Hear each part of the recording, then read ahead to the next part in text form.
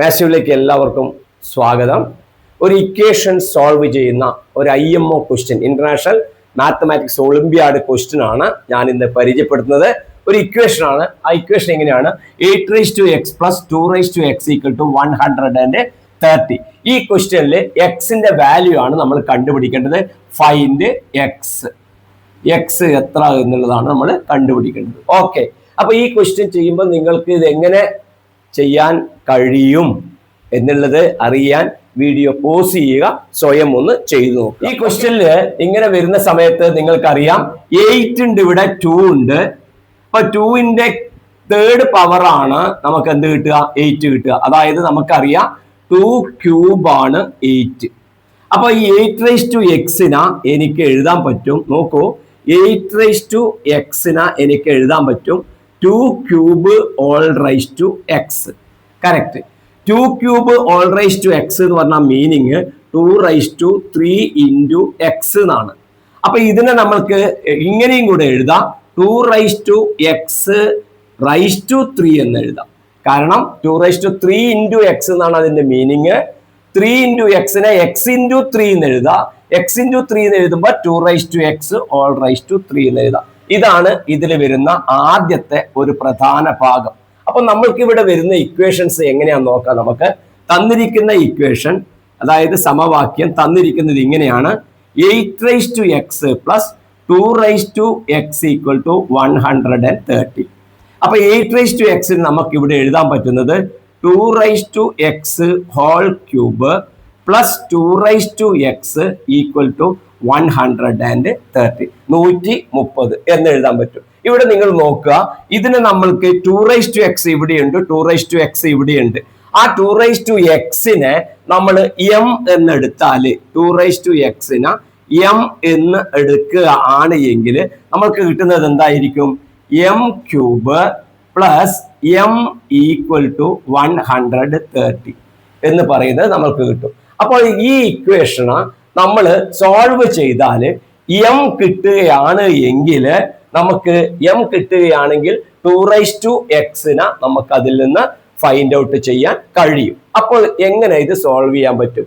Second degree ആണെങ്കിൽ, രണ്ടാം കൃതി സമവാക്യമാണെങ്കിൽ നിങ്ങൾക്ക് ax² + bx + c = second degree ഇക്വേഷന് ഒരു എന്തുണ്ട്? ax² + bx + c ആണ് എങ്കിൽ x = നമുക്കറിയാം -b ± √(b² - 4ac / 2a എന്ന് വെച്ചിട്ട് നമുക്ക് എക്സിന്റെ വാല്യൂ നമ്മൾ കണ്ടുപിടിക്കും. പക്ഷെ ഇത് ക്യൂബിൻ്റെതാണ്. ക്യൂബിന്റെ റിലേഷൻ നമ്മൾ ഇക്വേഷൻ നമ്മൾ സോൾവ് ചെയ്യുന്ന രീതി നമുക്കൊന്ന് നോക്കാം. നോക്ക്, ഇവിടെ ശ്രദ്ധിക്കുക. m³ ഇതാ ഇങ്ങനെയാണ് നമുക്ക് കിട്ടിയത്. m³ + m = 130. ആ =130 ഈ 130 ഇങ്ങോട്ട് വരികയാണെങ്കിൽ നമുക്ക് ഇങ്ങനെ കിട്ടും. എങ്ങനെ കിട്ടും? നമുക്ക് -130 = 0 എന്ന് കിട്ടും. Okay, m³ + m -130 = 0. കറക്റ്റ് മനസ്സിലായല്ലോ? 130 ഇങ്ങോട്ട് വന്നാല് ഇപ്പുറം 0 ഒന്നുമില്ല. അപ്പൊ m³ + m -130 എന്ന് കിട്ടും. അപ്പൊ ഇതിന് നമ്മൾ ഒരു തേർഡ് ഡിഗ്രി ഇക്വേഷൻ സോൾവ് ചെയ്യുമ്പോൾ നിങ്ങൾ പോളിനോമിയലിന്റെ ഫാക്ടേഴ്സും കാര്യങ്ങളും ആയിട്ട് പഠിച്ചതുപോലെ നമ്മൾക്ക് എമ്മിന് ഓരോരോ വാല്യൂസ് കൊടുക്കുക. എമ്മിന് ഏതെല്ലാം വാല്യൂസ് കൊടുക്കുന്നു ചോദിച്ചാൽ ശ്രദ്ധിക്കുക. 130ന്റെ ഫാക്ടർ ആയിട്ട് വരുന്ന വാല്യൂസ് കൊടുക്കുക. 130ന്റെ ഫാക്ടർ ആയിട്ട് വരുന്ന വാല്യൂസ് ഏതെല്ലാം വരും? 2 വരും, 3 വരും, പിന്നെ 1 വരും, 1 വരും, 2 വരും, 3 വരും, പിന്നെ 4 വരില്ല. 4 130ന്റെ ഫാക്ടർ ആയിട്ട് വരില്ല.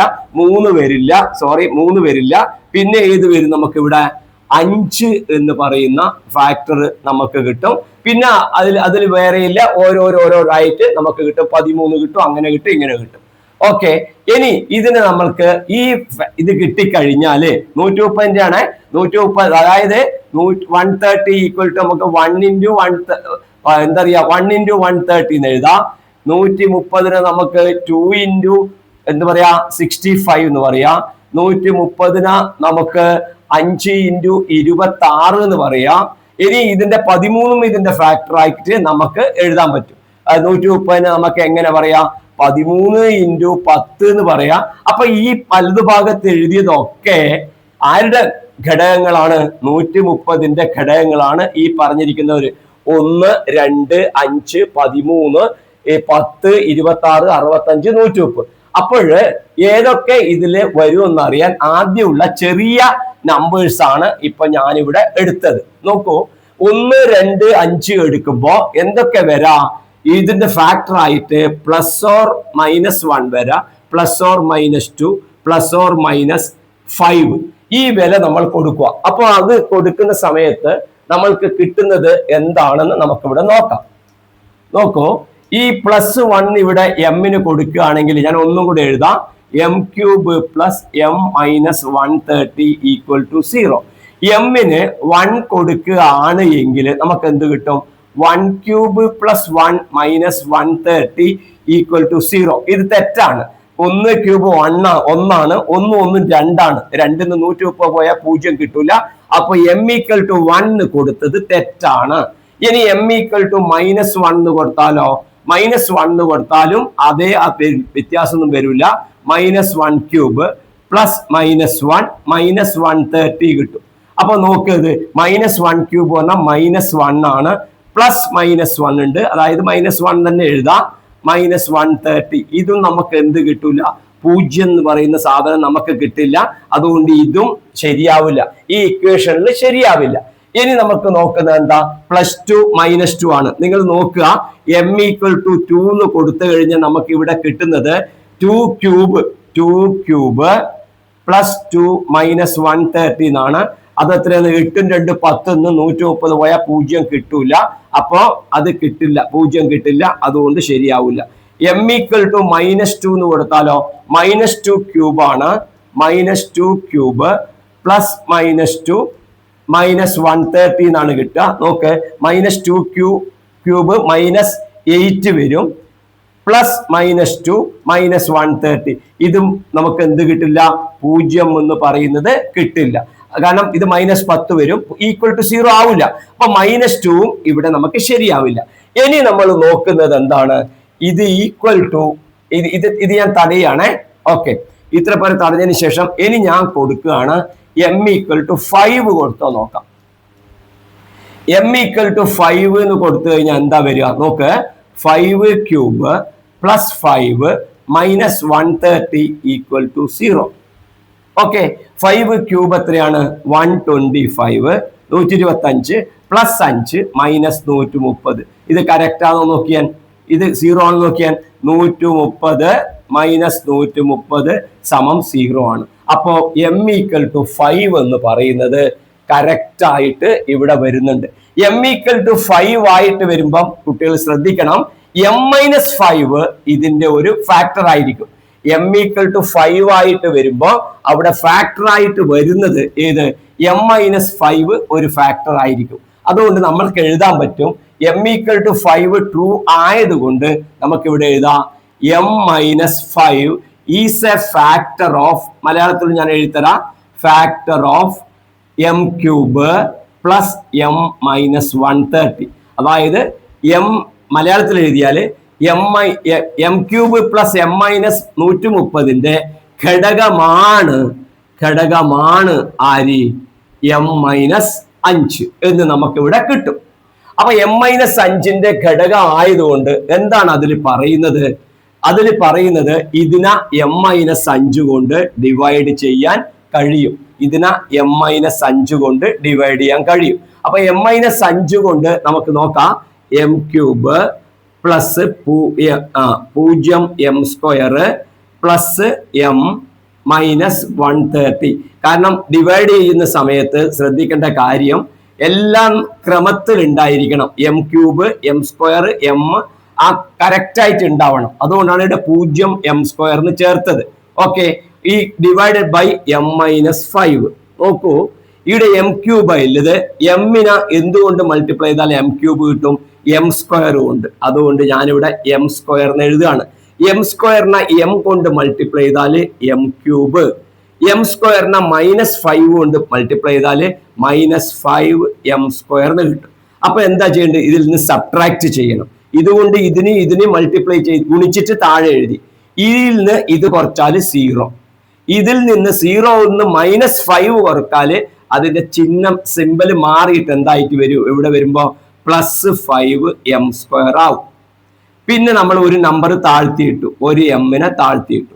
അപ്പൊ ഇനി നമ്മൾ അറിയേണ്ടത് നോക്കൂ, ഇനി നമ്മൾ അറിയേണ്ട കാര്യം ഈ 5m² എത്ര എം ഉണ്ട്? 5m² 5m ഉണ്ട്. എന്താണ് അങ്ങനെ പറയേണ്ട കാരണം?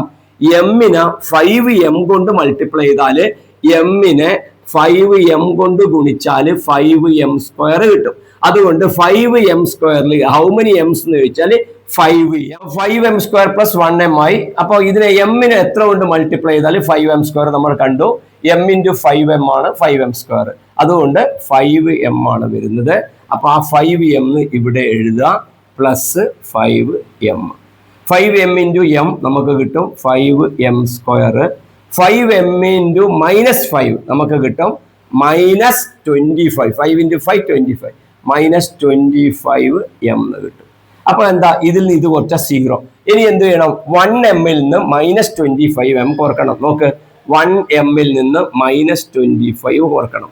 അപ്പൊ 1 + 25 ആവും =26 ആവും. അപ്പൊ ഇത് സബ്ട്രാക്ട് ചെയ്താൽ നമുക്ക് കിട്ടും +26m. പിന്നെ അതിന് ശേഷം -130 താഴെ ഇടുക. അപ്പൊ നമുക്ക് എത്ര കിട്ടും നോക്കിയേ. ഈ 26m m how many times? 26 time ആയിരിക്കും. അപ്പൊ ഇവിടെ 26 എഴുതാം. 26 × m 26m. 26 × -5 -130. നോക്കൂ, ഇതിൽ നിന്ന് ഇത് കട്ട് ചെയ്താൽ 0, ഇതിൽ നിന്ന് ഇതന്നെ കട്ട് ചെയ്താൽ അതും 0 എന്ന് കിട്ടും. അപ്പൊ നമുക്ക് ആകെ എന്ത് കിട്ടും? നമുക്ക് ഇത് 0 ആയി. കറക്റ്റ് കോഷ്യന്റ് കിട്ടുന്നത് എത്ര? m² + 5m + 26 എന്ന് കിട്ടും. അപ്പോൾ ഇത് m = 5ന്റെ വാല്യൂ കറക്റ്റ് ആയതുകൊണ്ടാണ് m-5 ഫാക്ടർ ആയിട്ട് വരുന്നത് കേട്ടോ.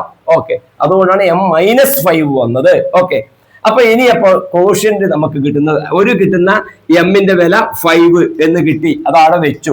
ഇനി വേറെ വാല്യൂസ് നമുക്ക് ഇതിലുണ്ടോ നോക്കാം. അത് ചെയ്യാൻ വേണ്ടിയിട്ട് എന്ത് ചെയ്യാം?